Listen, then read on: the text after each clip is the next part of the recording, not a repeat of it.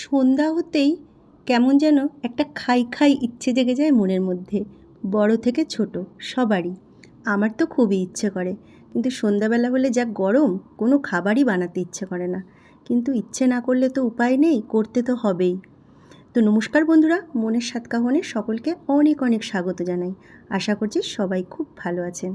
তো আজকে কি আর করব, আজকে সিম্পল সাদামাটাভাবেই কিছু খেয়ে নেব। তো আমি আজকে ভাবছি একটু চিড়া ভাজবো। তো আমি কিভাবে চিড়া ভাজি, অনেক ৩-৪ রকমভাবে চিড়া ভাজি, কিন্তু আজকে সহজ পদ্ধতিতেই চিড়াটা ভেজে খাবো। আজকে চিড়াটা কিছুটা নিয়েছি, আর চিড়াটাকে একটু হালকা আঁচে ভালো করে ভেজে নিচ্ছি।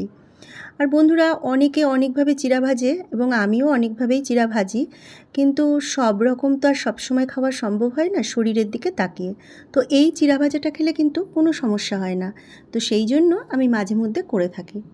তো এই যে ভালো করে একটু মুচমুচে করে চিড়াটাকে ভেজে নিয়েছি, আর তার মধ্যে দিলাম পেঁয়াজ আর কাঁচা লঙ্কা।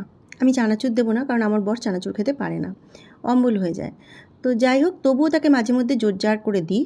তো ভালো করে এবার কাঁচা লঙ্কা আর পেঁয়াজ দিয়ে এই মুচমুচে চিড়াটাকে ভেজে নেবো। আর তার মধ্যে না একটুখানি নুন ছড়িয়ে দিলাম, আর একটু সর্ষের তেল।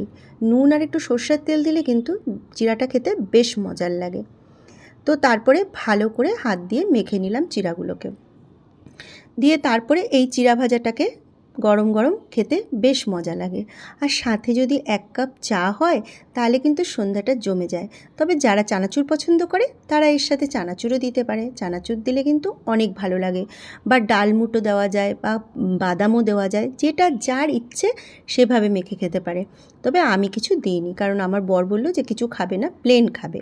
তো সেই জন্য আমি সাদামাটাভাবে পেঁয়াজ আর কাঁচা লঙ্কা দিয়ে মেখে দিলাম। তো এই যে ব্যাস, খেয়ে নিল সন্ধেবেলাটা। তো ভিডিওটা কেমন লাগলো জানাবেন। টাটা।